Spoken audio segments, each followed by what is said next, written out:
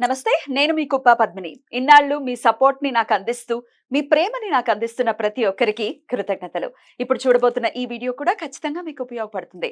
Like, share and subscribe చేసి మీ ఇష్టాన్ని, అలాగే మీ సపోర్ట్‌ని నాకందించండి. అలాగే ఈ వీడియో పట్ల మీ అభిప్రాయాన్ని కామెంట్ సెక్షన్‌లో కామెంట్ చేసి నాకు తెలియజేయండి. నమస్తే. నమస్కారం. శుభోదయం కార్యక్రమానికి స్వాగతం. ఈరోజు 9వ తారీఖు ఫిబ్రవరి నెల 2025వ సంవత్సరం ఆదివారం.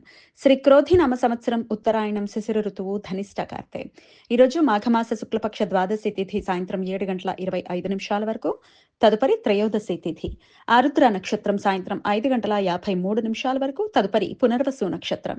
విష్కుంభ యోగం రాత్రి 12:07 వరకు, తదుపరి ప్రీతి యోగం. భవకరణం ఉదయం 7:47 వరకు, బాలవకరణం రాత్రి 7:25 వరకు, తదుపరి కౌలవకరణం ఉంటాయి. సూర్యుడు మకర రాశిలో ధనిష్ట నక్షత్రంలో సంచరిస్తున్నాడు. చంద్రుడు మిథున రాశిలో సంచరిస్తాడు. నక్షత్ర వర్జం రాత్రి తెల్లవారుజామున 5:57 నుండి రేపు ఉదయం 7:33 వరకు. అమృతకాలం ఉదయం 7:58 నుండి 9:34 వరకు. హైదరాబాద్ ప్రాంతం వారికి సూర్యోదయం ఉదయం 6:46 సూర్యాస్తమయం సాయంత్రం 6:15 చంద్రోదయం మధ్యాహ్నం 3:17 చంద్రాస్తమయం. రేపు తెల్లవారుజామున 5:03 అభిజిత్ ముహూర్తం మధ్యాహ్నం 12:07 నుండి 12:53 వరకు. దుర్ముహూర్తం సాయంత్రం 4:43 నుండి 5:29 వరకు. రాహుకాలం సాయంత్రం 4:49 నుండి 6:15 వరకు. గుళిక కాలం మధ్యాహ్నం 3:23 నుండి సాయంత్రం 4:49 వరకు. యమగండం మధ్యాహ్నం 12:30 నుండి 1:57 వరకు. నిన్న జయ ఏకాదశి ఉపవాసం ఉన్న వారికి ఈ రోజు పారణ సమయం సూర్యోదయం నుండి ఉదయం 9:04 వరకు ఉంటుంది. ఈరోజు భీష్మ ద్వాదశి. భీష్మ అష్టమి రోజున ప్రారంభమైన భీష్మ పంచక వ్రతం ఈ రోజుతో ముగుస్తుంది. మహాభారత కథనం ప్రకారం పాండవులు భీష్ముల వారికి ఉత్తర క్రియలు పూర్తి చేసిన రోజు. భక్తులు ఈ రోజు విష్ణు సహస్రనామ స్తోత్రం పారాయణం చేసి దాన ధర్మాలు చేయటం వలన పితృదోషాలు తొలగిపోతాయి అని నమ్ముతారు. ఈరోజు సంతాన ద్వాదశి. దీనినే వరద ద్వాదశి అని, గోవింద ద్వాదశి అని కూడా పిలుస్తారు. సంతానం లేనివారు ఈ రోజు పగటిపూట ఉపవాసం ఉండి శ్రీ విష్ణు సహస్రనామ స్తోత్రం పారాయణం చేయటం వలన త్వరగా వారికి సంతాన ప్రాప్తి కలుగుతుంది అని విశ్వాసం. పితృదోష నివారణ కోసం ప్రత్యేక పూజలు చేయడానికి ఈ రోజు అనుకూలం. త్రయోదశి ప్రదోష వ్రతం. శివ భక్తులు పగటిపూట ఉపవాసం ఉండి ప్రదోష సమయంలో రుద్రాభిషేకం చేస్తారు. ఈరోజు సోపపద పుణ్యకాలం. మాఘమాస శుక్లపక్ష ద్వాదశి రోజున సోపపదం పేరున పితృదేవతలకు తర్పణాలు, శ్రార్థ విధులు నిర్వర్తించడం సాంప్రదాయం. ఆదివారం ద్వాదశి తిథి పునర్వసు నక్షత్ర కలయిక ఉండటం చేత త్రిపుష్కర యోగం ఈ రోజు సాయంత్రం 5:53 నుండి రాత్రి 7:25 వరకు ఉంటుంది.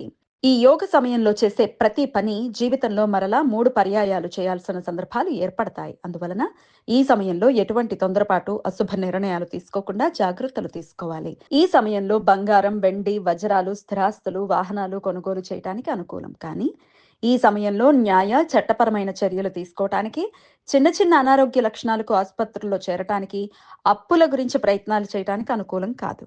ఏకార్గళ దోషం నిన్న సాయంత్రం 6:07 నుండి ఈ రోజు సాయంత్రం 5:53 మధ్య కాలంలో ఏర్పడుతుంది. విష్కుంభ యోగం జరుగుతున్న సమయంలో రవిగ్రహం ధనిష్ట నక్షత్రంలో, చంద్రగ్రహం ఆరుద్ర నక్షత్రంలో సంచరించే సమయంలో ఈ ఏకార్గళ దోషం ఏర్పడుతుంది. ఈ దోష సమయంలో శుభకార్యాలు చేయడానికి అనుకూలం కాదు. రవి బుధ గ్రహాల మధ్య సమాగమనం ఈ రోజు సాయంత్రం 5:49 ఏర్పడుతుంది. ధనిష్ట నక్షత్రం 2వ పాదం మకర రాశిలో ఈ 2 గ్రహాలు చేరువవుతాయి. 116 రోజులకు ఒకసారి ఈ సమాగమనం ఏర్పడుతుంది. కుజ చంద్ర గ్రహాల మధ్య సమాగమనం ఈ రోజు రాత్రి 1:05 ఏర్పడుతుంది. మిథున రాశిలో పునర్వసు నక్షత్రం 2వ పాదంలో వక్ర కుజ చంద్ర గ్రహాలు ఒకే ఉత్తర ఆరోహణ క్రమంలో సంచరిస్తున్నారు. కుజ గ్రహానికి ఉత్తర ఆరోహణలో ఉత్తర దిశలో 46 నిమిషాల కోణ స్థితిలో చంద్రగ్రహం చేరువవుతుంది.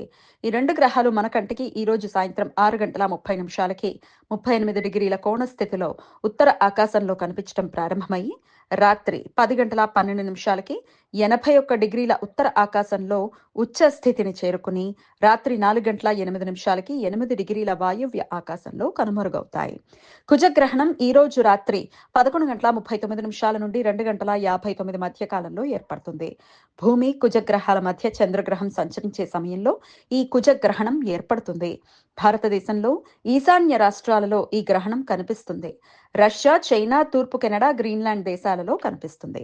ఈ సమాచారాన్ని మనకు అందించిన వారు మేడికొండూరు విశ్వనాథ్ ప్రసాద్ గారు. ఆయనకు కృతజ్ఞతల్ని తెలియజేస్తూ నారాయణ స్మరణతో సమస్త సన్మంగళాని భవంతు. నమస్కారం.